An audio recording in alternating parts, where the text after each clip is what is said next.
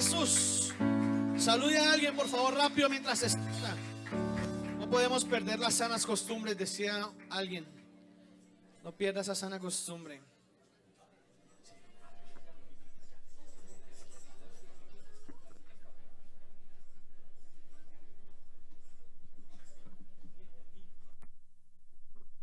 Gloria al Padre. Amén.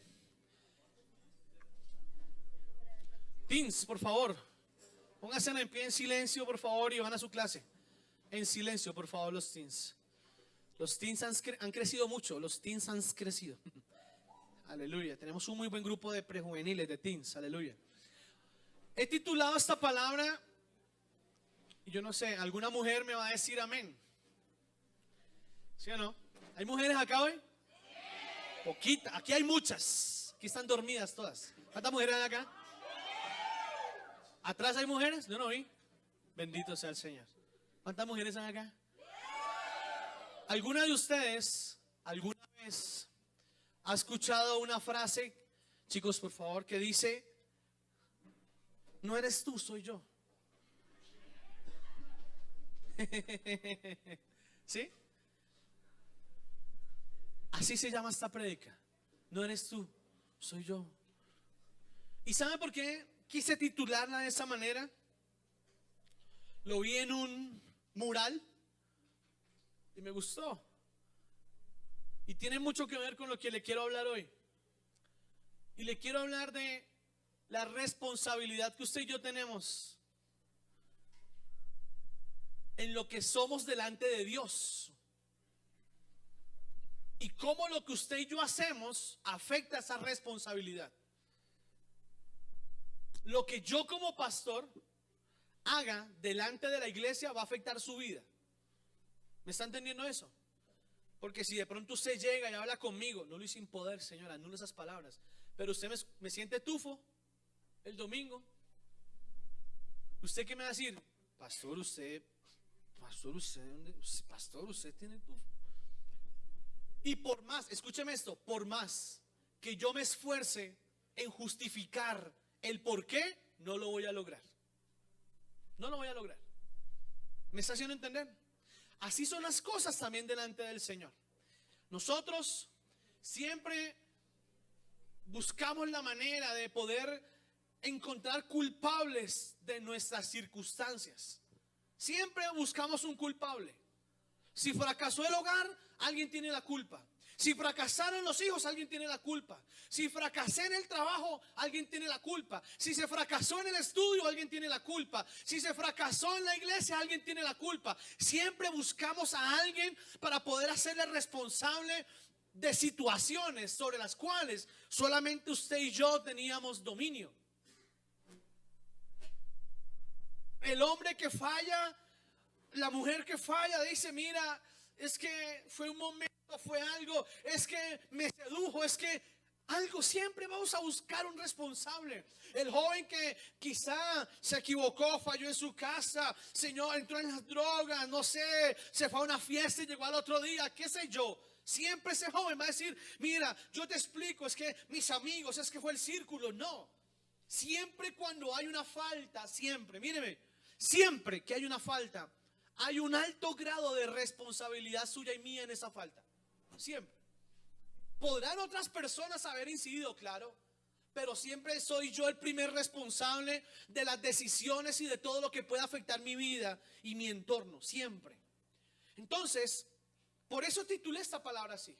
Porque cada vez que venimos delante de Dios a reclamarle por la situación que estemos viviendo, X, Y o Z, se nos olvida poder decirle al Señor: Padre, yo hoy vengo a decirte, no es tu culpa, es mía.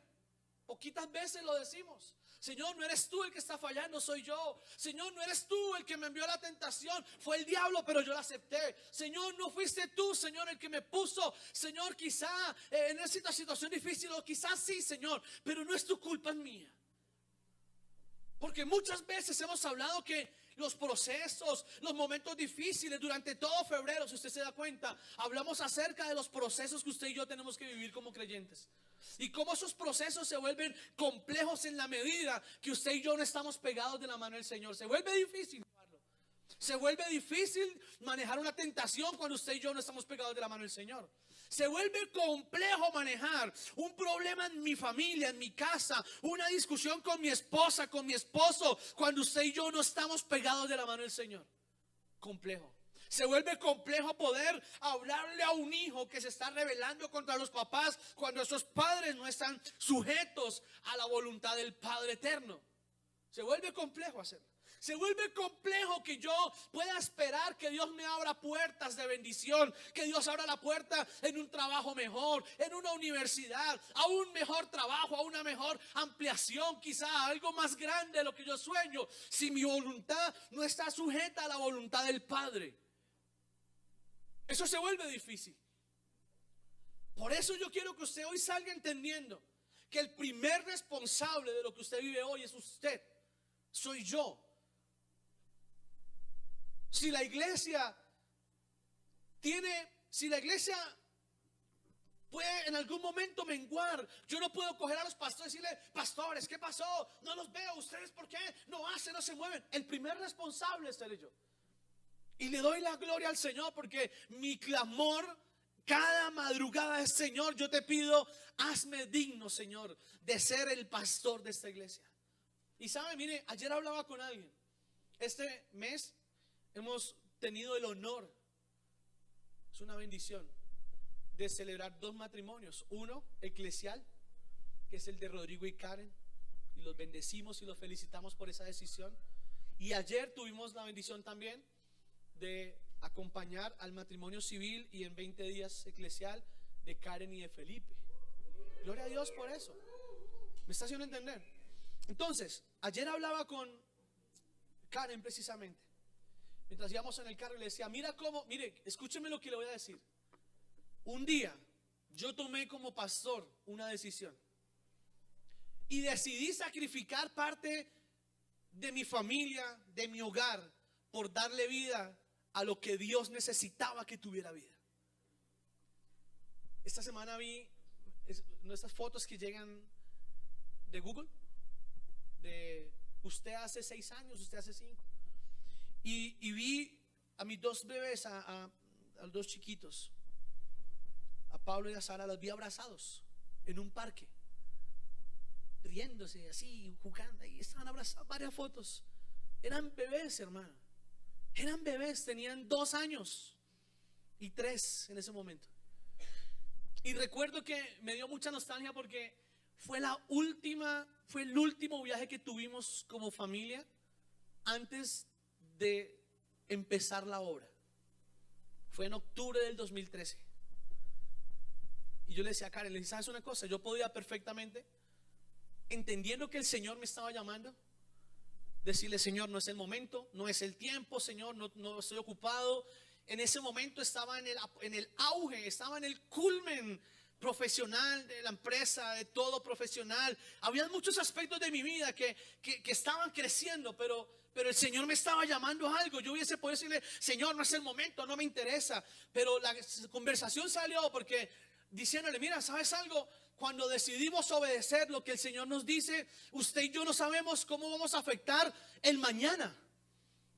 Yo no sabía que Karen y Felipe se iban a conocer en la iglesia.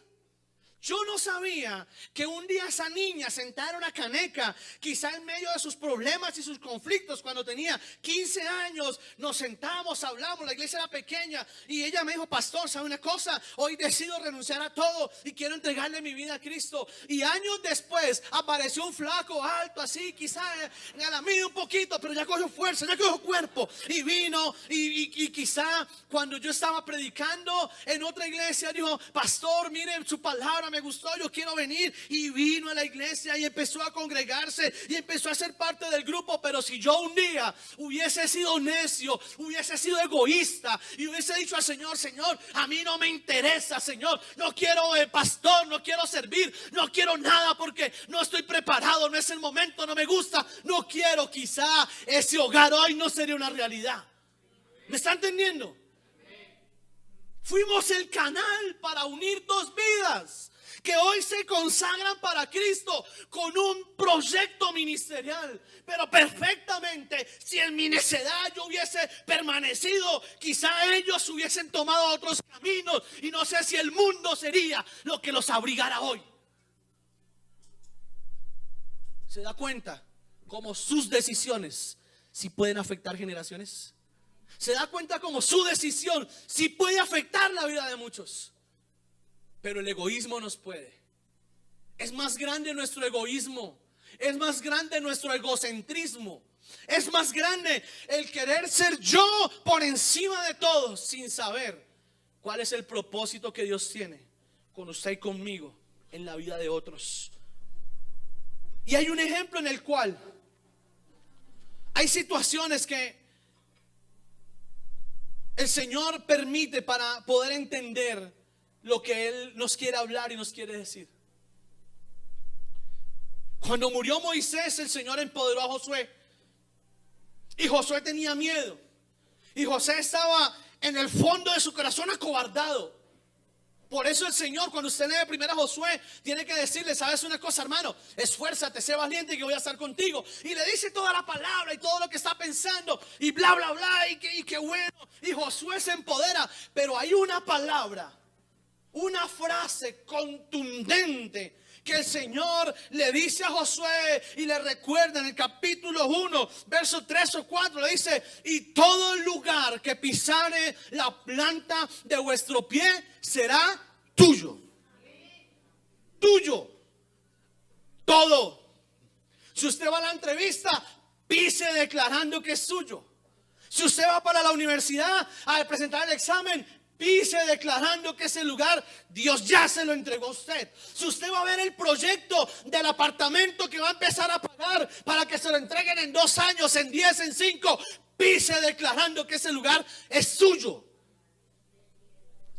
Suyo, no es de nadie más, porque el Señor a usted se lo está entregando. Ahora, cuando la palabra nos muestra más adelante y nos dice que hay bendiciones que usted y yo tenemos que a veces se nos enredan. Hay bendiciones que usted y yo tenemos que a veces se nos confunden, se nos camuflan. Y usted dice: pero si, Señor, tú un día me dijiste, tú un día me lo prometiste, Señor, tú algún día, Padre, me hablaste y me dijiste que pasaría, que lo haría, que lo lograría, que conquistaría, que tendría X, Y o Z. Pero esa bendición quizá está enredada. Esa bendición quizá está compleja. ¿Sabe dónde vino esa palabra a recalcar?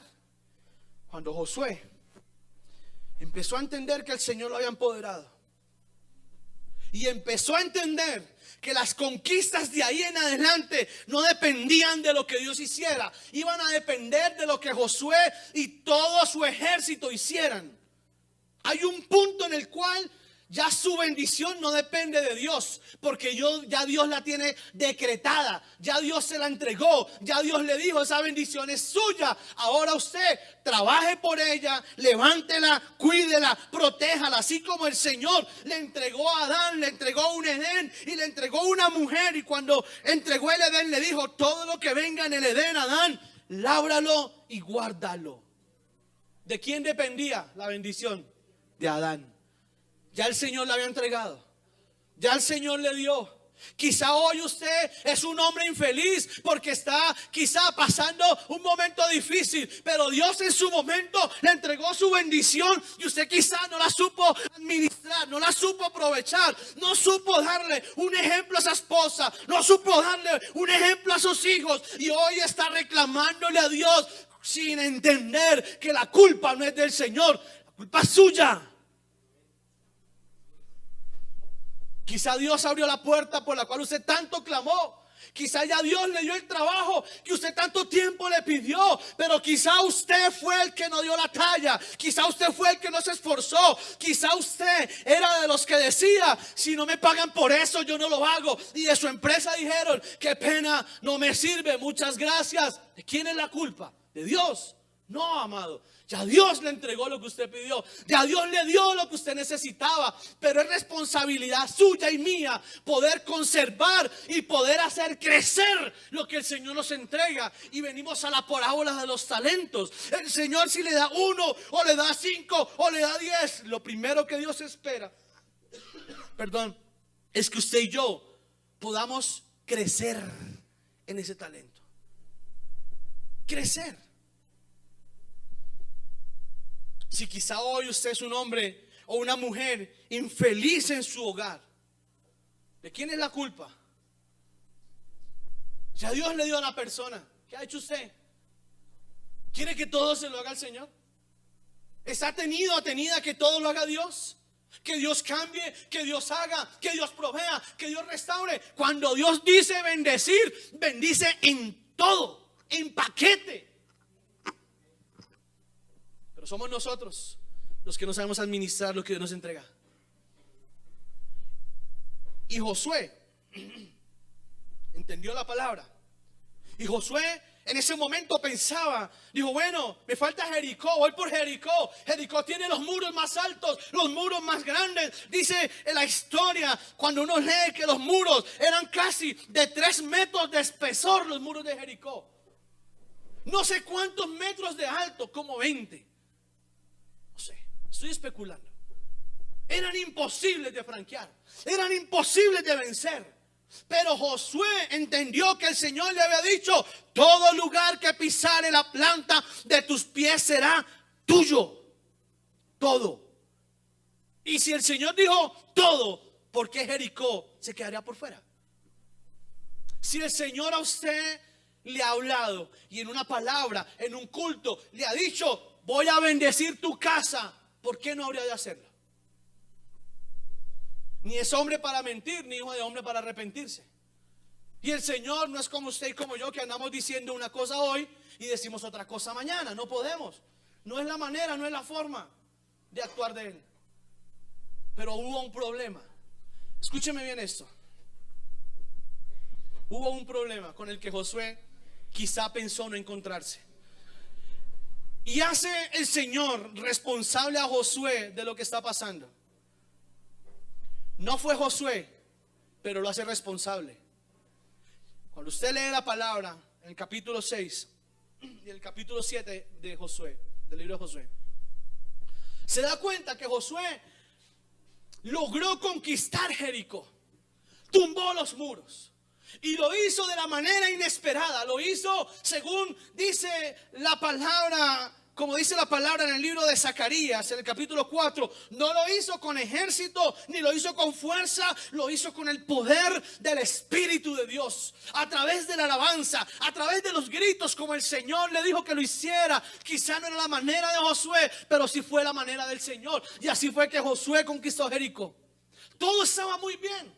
Todo venía fluyendo, todo venía avanzando, todo era bendición, todo era alegría, todo era gozo. Hasta que un día, dice la palabra, que había una ciudad que seguía, que era Jai, pequeña. Y Josué mandó a sus espías, y los espías vinieron y dijeron: ¿sabes una cosa, Josué? No tienes necesidad de mandar tantos, mandemos unos pocos, mandemos unos 3,000. Cuando el ejército de Israel eran cientos de miles. Moisés pastoreaba una nación completa, que eran más de 1,000,000 de personas. Más de 1,000,000. Calcule cuánto era el ejército. Y los soldados le dicen: ande unos pocos. Y Josué lo hace con la sorpresa de encontrarse que perdió. Y Josué se dice: ¿cómo es posible, Señor? Padre, ¿cómo es posible que pude con Jericó y no pude con Jai? Señor, yo no entiendo. ¿Cómo es posible, Señor, que después de 20, 25 años de soportar, de aguantar, de amar, de tener un matrimonio, hoy tenga que separarme? ¿Cómo es posible, Señor, que después de quemarme las pestañas en una universidad, estudiando, Señor, siendo el mejor, hoy no tenga un trabajo? ¿Cómo es posible, Señor, que después de toda una vida de ser honesto, de no robarle a nadie, de ser un hombre, una mujer de bien, hoy, Señor, vivo quizá en rines, ni para un bus, ni para una leche? ¿Cómo es posible, Señor? Eso mismo se preguntó Josué. ¿Cómo es posible? La palabra dice, se lo estoy resumiendo porque el tiempo vino, que de los 3,000 los dejáis, los sacaron corriendo y los hicieron devolver. Y en la de vuelta mataron 36. Y sabiendo que Israel no estaba acostumbrado a perder, Israel no estaba acostumbrado a que lo humillaran y a que lo derrotaran. Pero el Señor le dice a Josué, cuando Josué empieza a llorar y empieza a decir: Señor, pero cómo me avergonzaste, dice la palabra en el capítulo 7, dice entonces, versículo 6 del capítulo 7, el libro de Josué dice: entonces Josué rompió sus vestidos y se postró en tierra sobre su rostro delante del arca de Jehová hasta caer la tarde, él y los ancianos de Israel, y echaron polvo sobre sus cabezas. Y Josué dijo: ah, Señor Jehová, ¿por qué hiciste pasar este pueblo el Jordán para entregarlos en las manos de los amorreos para que los destruyan? Ojalá hubiésemos quedado al otro lado del Jordán. Si usted lee conmigo, míreme, lo primero que le cambió a Josué fue el diálogo. ¿Dónde quedó la gratitud?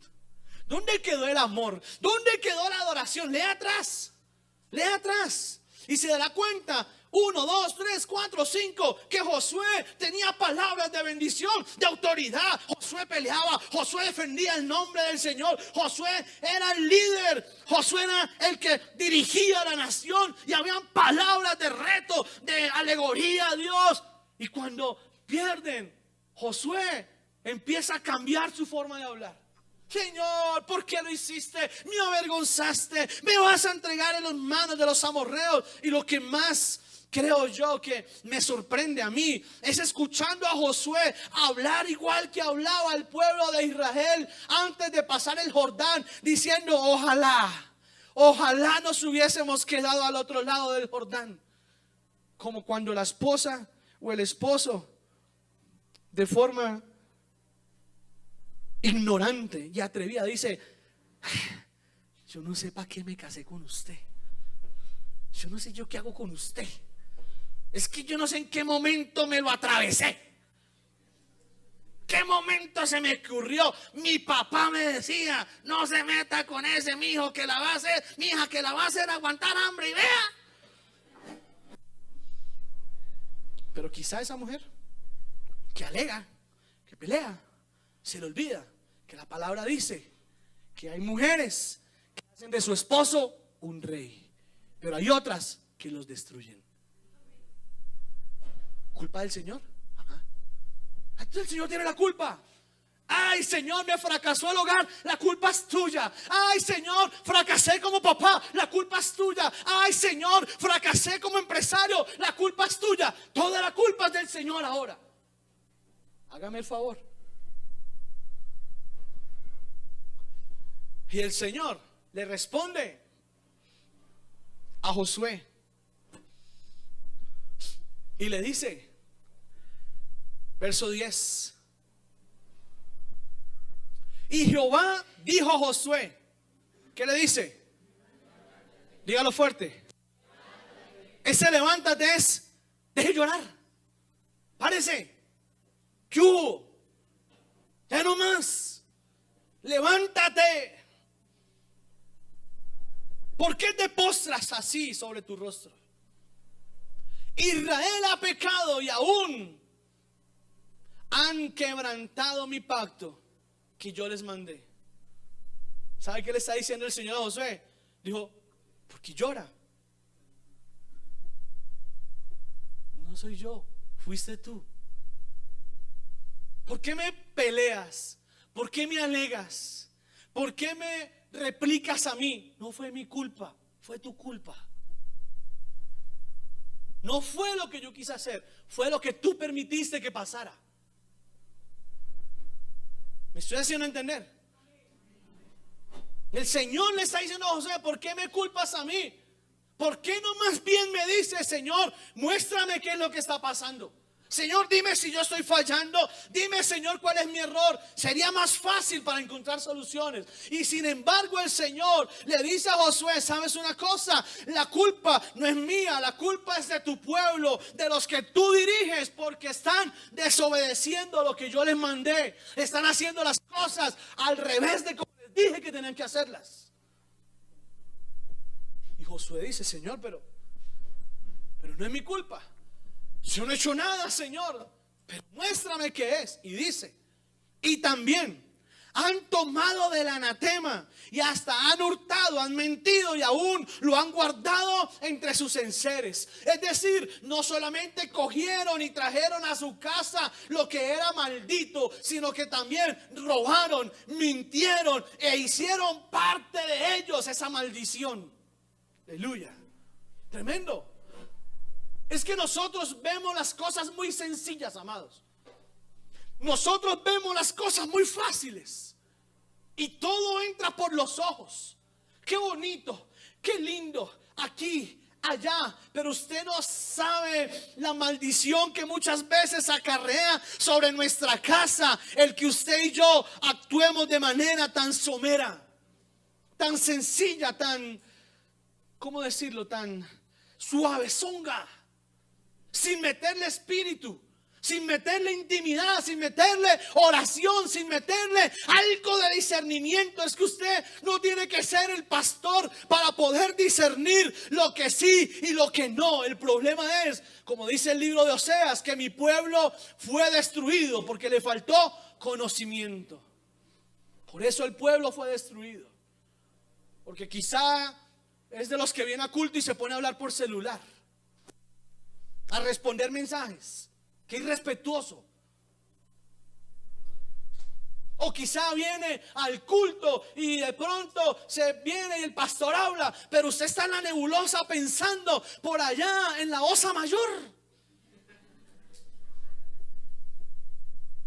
Y después como, ¿qué dijo? Estamos atentos, amados.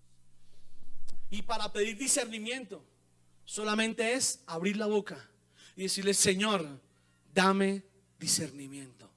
¿Sí ves lo sencillo? ¿Qué es discernimiento, pastor? Discernimiento es aprender a ver con los ojos del espíritu y no con los ojos de la carne. Si usted sabe que algo en su casa, su instinto, su sexto sentido, su yo interior, su lo que quiera le dice, algo malo está pasando, pero usted no sabe qué es, ¿qué ora? Señor, muéstrame. Señor, háblame. Dame discernimiento, Señor, para entender lo que está pasando. Así como cuando el siervo de Eliseo estaban allá en la casa y vinieron del ejército a matarlo. Y el siervo dijo, Eliseo, nos van a matar. ¿Qué vamos a hacer, Eliseo? Y Eliseo oró, calmado. Y Eliseo dijo, Señor, te pido que le abras los ojos para que pueda ver con los ojos del espíritu. ¿Y qué dice la palabra? Y abrió los ojos el siervo y dice, y vi carros vi gente de a caballo y carros de fuego. El ejército del Señor venía en busca de Eliseo y su siervo. Así actúa Dios. Pero hay que activarlo, hay que pedirlo, hay que decirle, Señor, muéstrame, dime qué es lo que está pasando. Y Josué no estaba enfocado. Sin embargo, el Señor le dice, ¿sabes una cosa? El problema es que trajeron del anatema y lo trajeron a la casa y lo metieron a la casa. Y el anatema dice, cuando se estudia, dice que anatema significa apartado y algo maldito. Eso es un anatema. Un anatema en una casa es que si usted sabe que tuvo problemas de alcohol, ¿por qué tiene alcohol en su casa? ¿Por qué? Traemos cosas a la casa. No nos damos cuenta qué es, no nos damos cuenta por qué es, pero todo quizá en la casa está con anatema y no nos damos cuenta. Y sin embargo le seguimos diciendo, Señor, ¿pero por qué?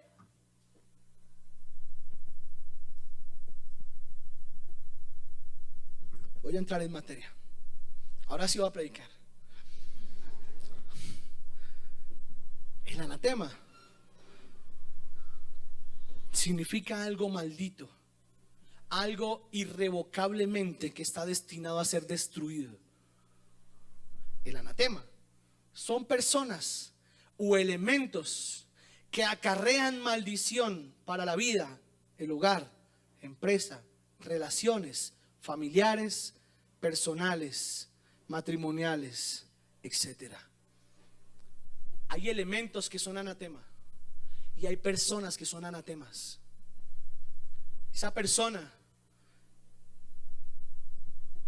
con la cual usted comparte su vida, que no apoya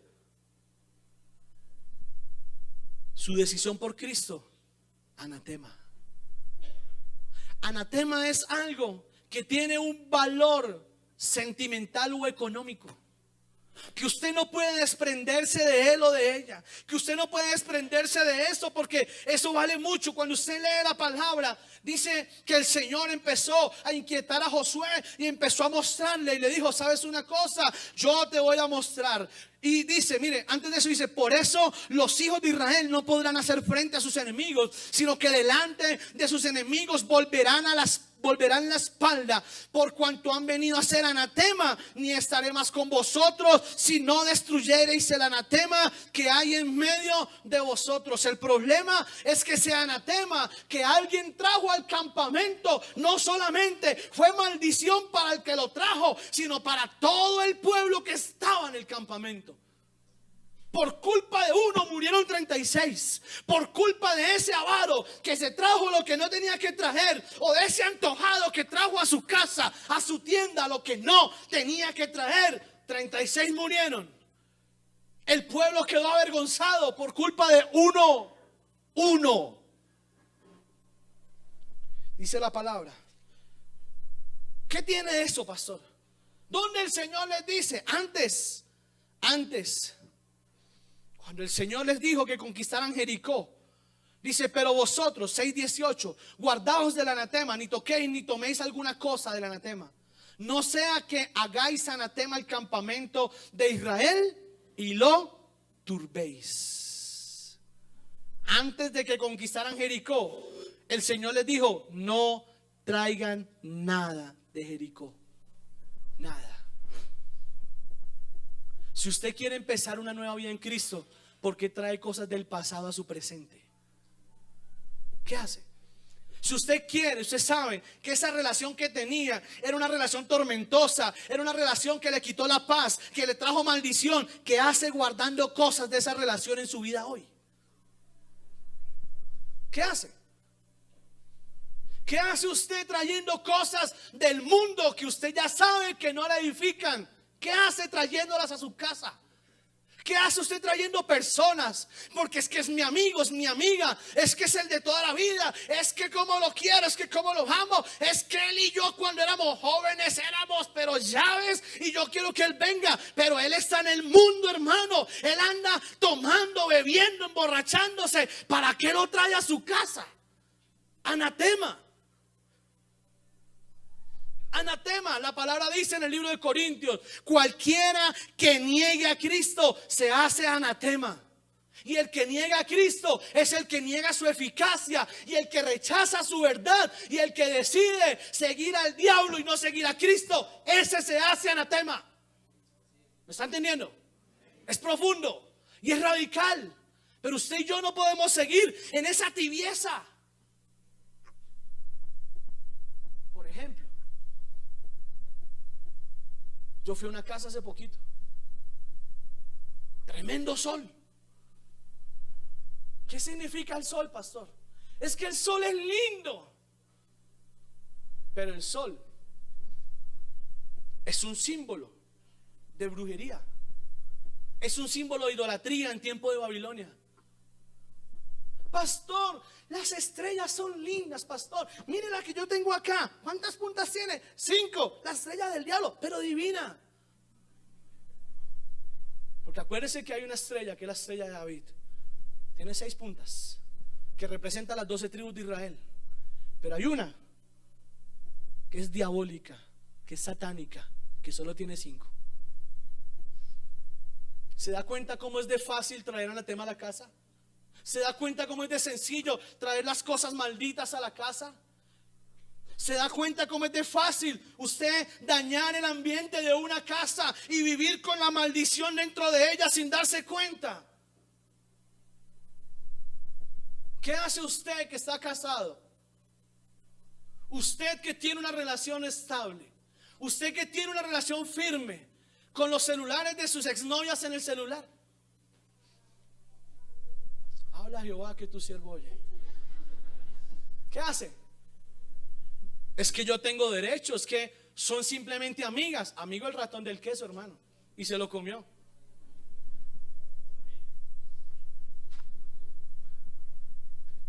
¿Qué hace usted dándole relevancia sin ya no poder más a un trabajo que se está convirtiendo en la maldición de su casa? ¿Para qué trabajo? ¿Por qué nosotros mismos convertimos en maldición lo que es bendición? Si yo le clamo al Señor y le digo: Señor, dame un trabajo, dame un empleo, Señor, provéeme, y el Señor me provee, y yo mismo en mi ignorancia me encargo de convertir en anatema lo que el Señor me entregó como bendición, entonces ya los niños no tienen papá y la mujer ya no tiene esposo, porque ya no hay tiempo. Hay que cumplirle a los clientes, hay que hacer aquí, hay que hacer allá. Anatema, hermano.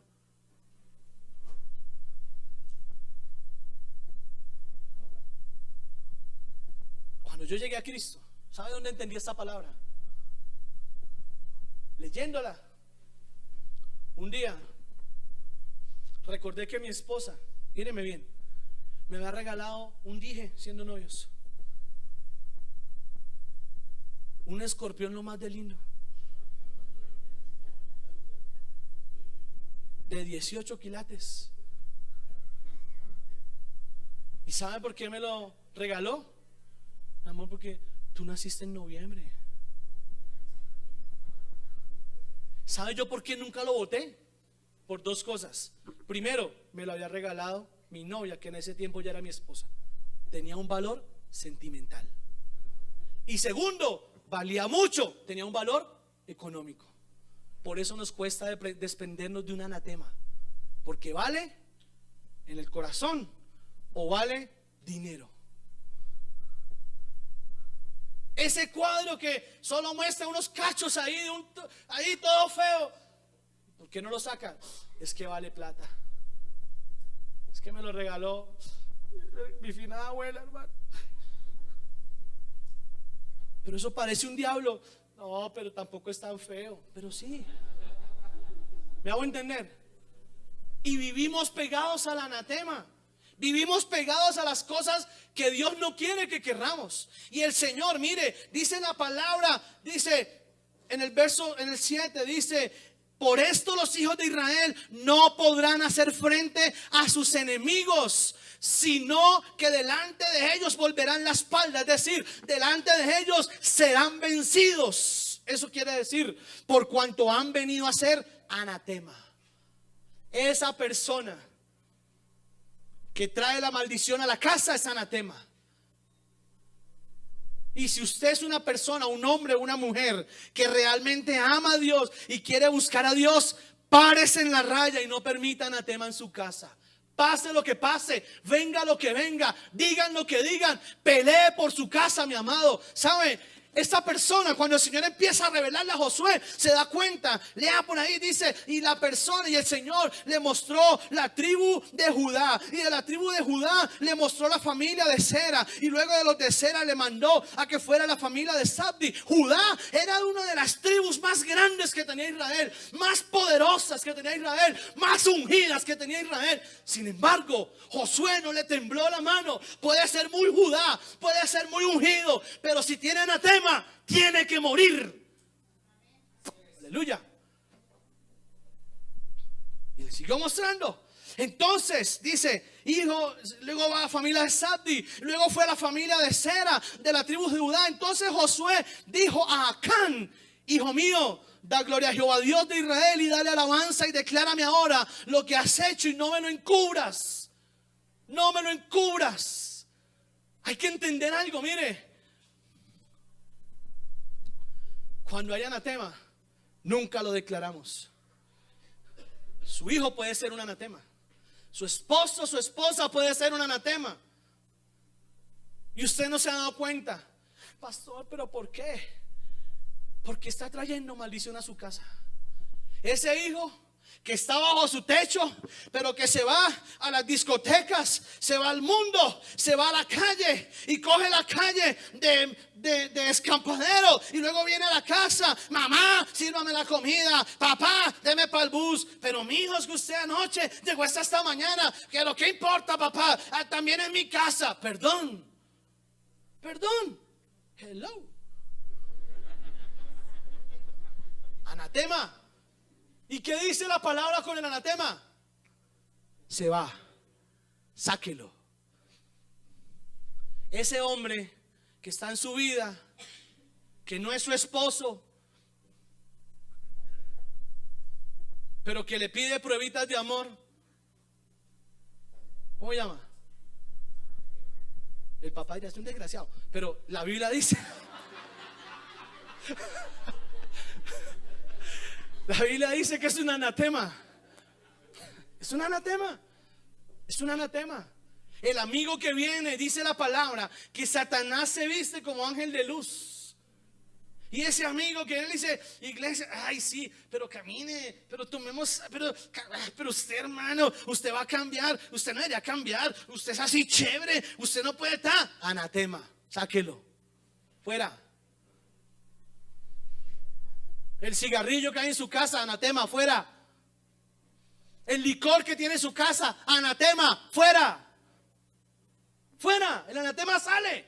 El anatema no es para que usted lo consiente.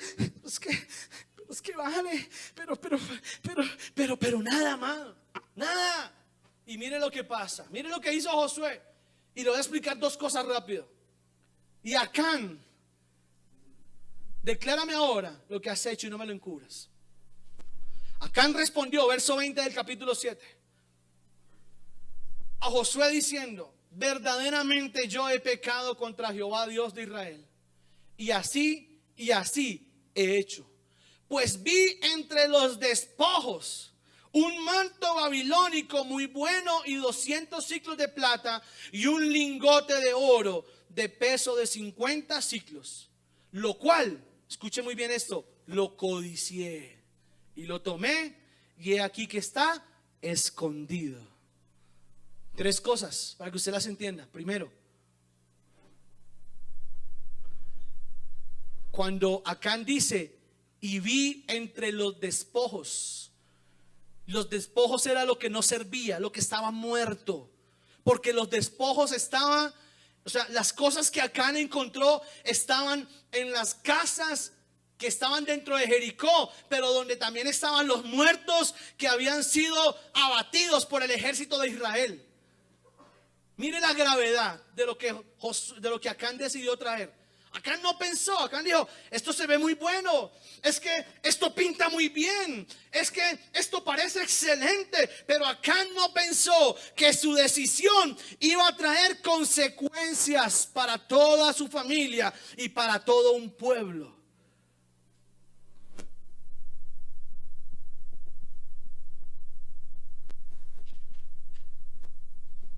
¿Cómo saber qué o cuándo? ¿Qué es anatema o cuándo hay anatema? Primero, un anatema es cuando una persona totalmente alejada de Dios o apartada de Dios o de su significancia rechaza la palabra, rechaza el amor de Cristo, rechaza el evangelio del Señor, sea anatema. La palabra dice en el libro de Gálatas que cualquiera, más aún si nosotros o un ángel del Señor, del cielo, os anunciare otro evangelio del que os hemos anunciado, sea anatema. Escuche muy bien eso. La persona que venga contra su fe, la persona que venga a criticar su fe, la persona que venga a decirle: ¿Usted cómo se le ocurre dejar a la Santa Iglesia romana y católica? Usted no puede, usted es un hereje, se va a quemar en el infierno. Esa persona es un anatema. Escúcheme bien eso. Es un anatema, porque está en contra del evangelio que está predicado desde el principio. Segundo, cuando genera sentimientos no agradables delante del Señor, como la codicia, como la avaricia, como la mentira. Porque acuérdese que en Acán, cuando Acán trajo el anatema, mire, es que usted y yo sabemos cuando hay cosas que están mal, y por eso muchas veces las cosas las escondemos y no las decimos. Hay relaciones escondidas, hay elementos en mi casa escondidos que quizá mi pareja no sabe, quizá yo no sé que están, quizá hay algo en mi casa que al Señor no le agrada y no le gusta.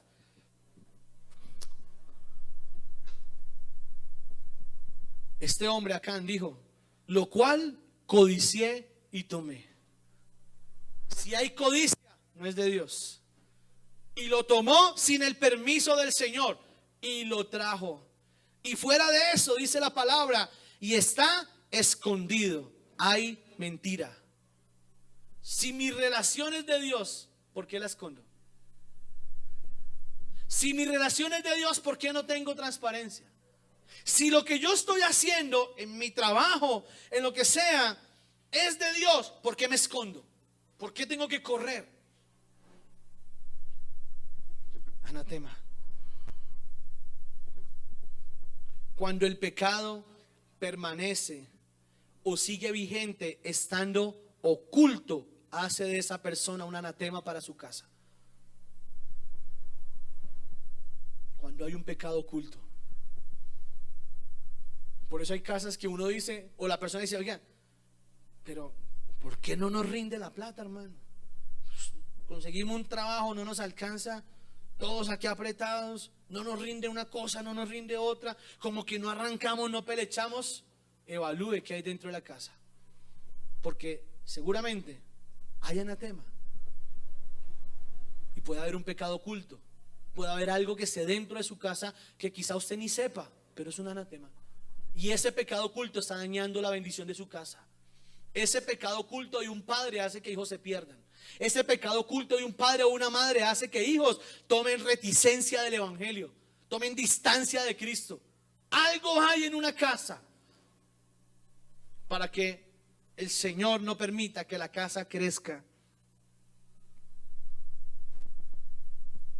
En la nueva traducción viviente, hay otra versión de este mismo versículo 21 y dice: entre el botín vi un hermoso manto de Babilonia, 200 monedas de plata y una barra de oro que pesaba medio kilo.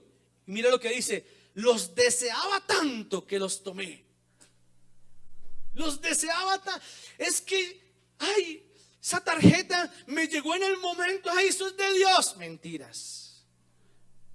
Pastor, me llamaron y me ofrecieron 5 millones de cupos. Ay, anatema. Eso es anatema. Y peor, si usted o yo no somos buenos administradores. Apague y vámonos. Si usted no sabe administrar ni siquiera lo de la gaseosa. Porque es que hay personas que les dicen: venga, guárdeme estos 5,000 ahí. Y vuelvo a la hora. ¿Cuál es 5,000?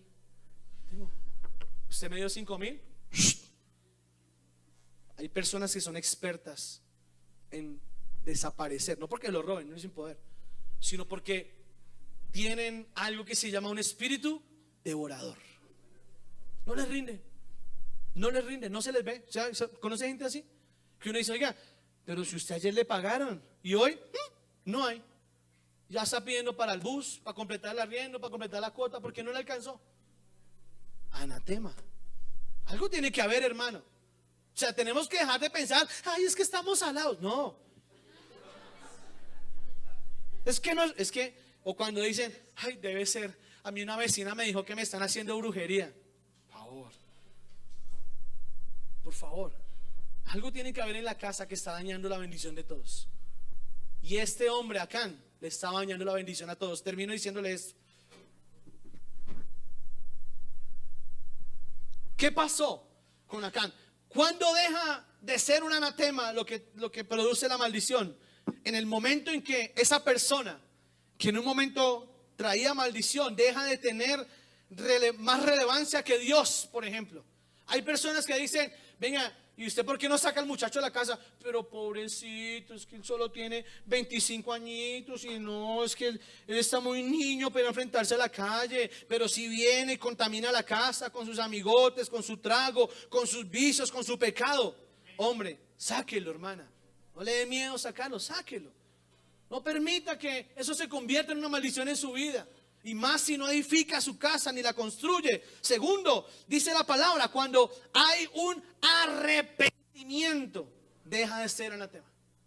Pero ojo una cosa, el que se arrepiente tiene una conversión, cambia. Pero si no se arrepiente, sigue siendo maldición. Y solamente Dios sabe, porque el que conoce el corazón, dice la palabra, es el Señor. Y lo deja de ser anatema cuando ese elemento es destruido y sacado de la casa. Destruido y sacado. Alguien me preguntaba hace poco, pastor, miren lo que me preguntaron, porque hablé del tema. Pastor, yo tengo mi relación hoy. Miren lo que pasó. Escúcheme bien. Yo tengo mi pareja. Somos novios, estamos casados, qué sé yo. Pero yo le he dicho a él o a ella que no me gusta que se ponga esa ropa que le regaló otra. Pregunto, ¿cómo espera que esa relación prospere cuando usted carga el pecado que traía de su vida pasada? ¿Cómo? Cuando hay cuadros que significan idolatría, sáquelos, hermano. Sáquelos, no le dé miedo sacarlos. Cuando usted ve cuadros, por ejemplo, un cuadro que la gente piensa que está normal y es anatema.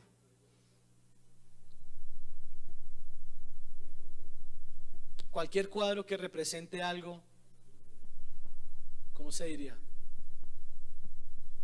Por ejemplo, ¿yo por qué tengo que rendirle culto a un cuadro de la cena? ¿Para qué? Eso es idolatría. Eso es anatema. Eso es anatema. Pastor, pero ahí no hay nada. Pues no son sino 12 y Jesús ahí pintados. ¿Eso no es idolatría? ¿Qué dice Salmo 115? ¿Qué dice? Tienen boca, tienen manos y no tocan, tienen pies y no caminan, ojos y no ven. Eso no es. Eso es un anatema, hermano.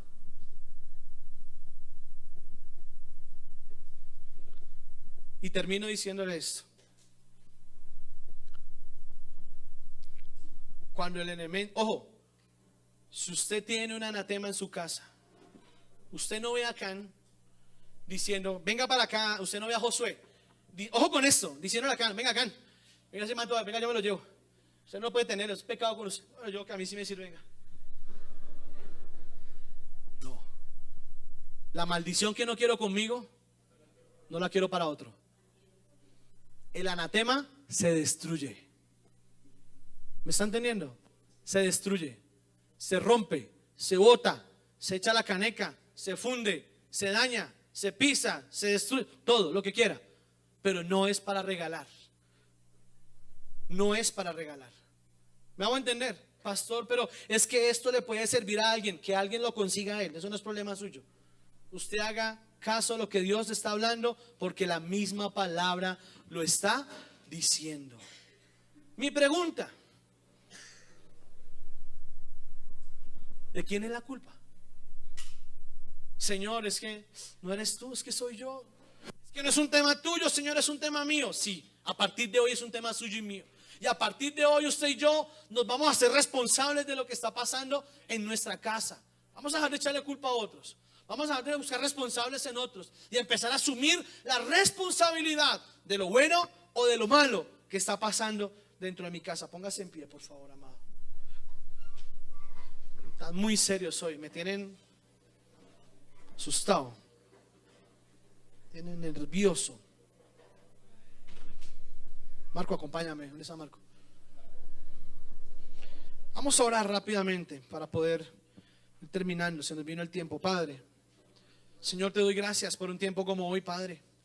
Gracias por cada persona que vino a tu casa en esta mañana a recibir tu palabra, Señor, a tener un encuentro, Padre, contigo. Has hablado, creo, Señor, y espero de mi corazón que se haya hablado claro, que se hayan dicho las cosas como se tienen que decir. Sabes, Padre, que no soy un pastor de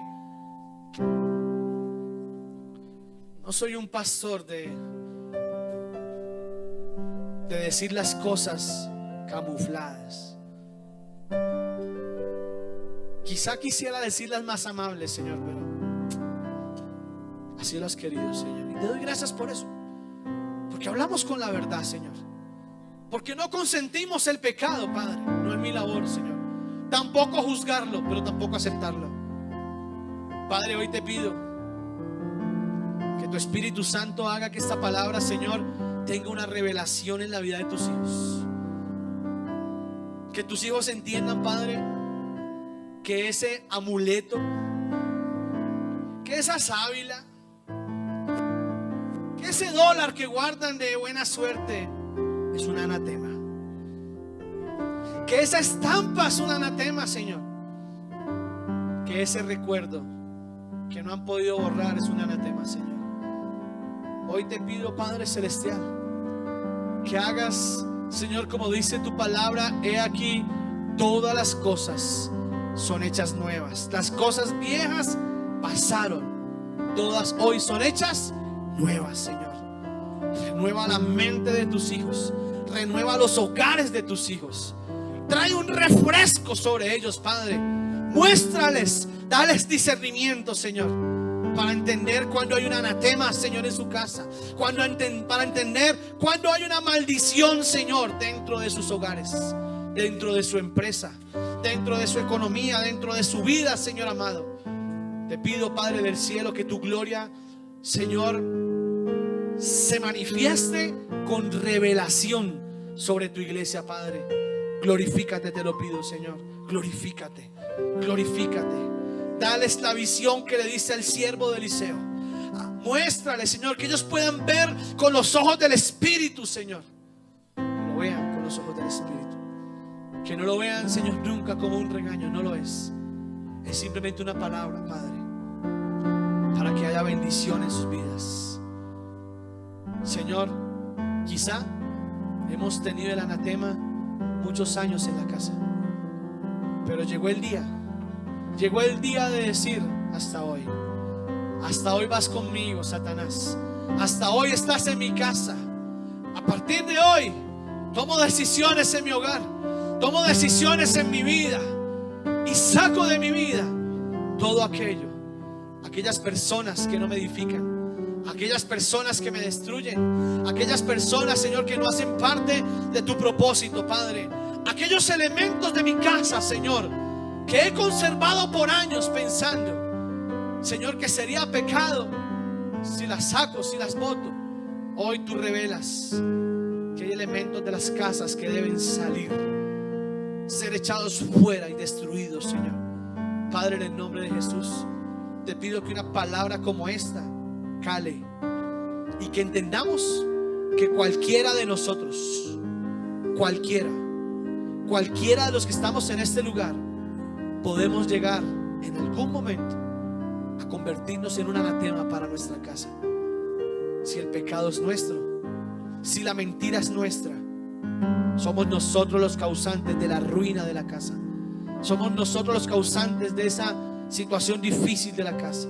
Si es así, que esta palabra haga su efecto, traiga un arrepentimiento y tu Espíritu Santo traiga una renovación en la vida, Señor, de esa persona a la que esta palabra ha llegado a sus corazones.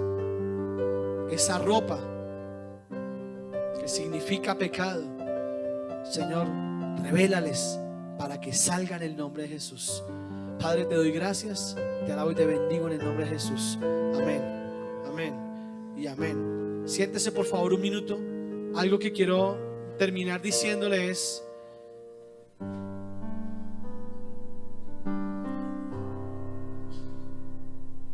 le digo algo. La brujería, ¿es de Dios o no es de Dios? Eso no es fuerte. No es, ¿sí o no? ¿Y si compramos algo relacionado con brujería? Por ejemplo, ¿qué? Harry Potter.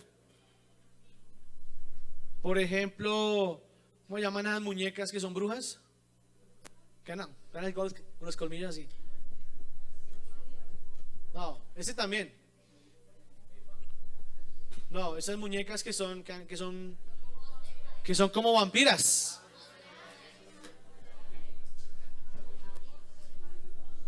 Todo, mire, usted no permita que su hijo se entusiasme con algo que, ay papi, ¿se acuerda cuántos son de la generación X, del 80, 90? ¿Se acuerda cuando le pedíamos al papá que nos regalara, bueno, los que podían pedir al papá que regalara la caja de Gustavo Loria? ¿Se acuerdan? Vamos a enseñar a los hijos a ser brujos. No podemos ver con inocencia lo que es maldad. Amén. Gloria al Señor. ¿Alguien necesita sobres? De pronto levanta su manito rápidamente.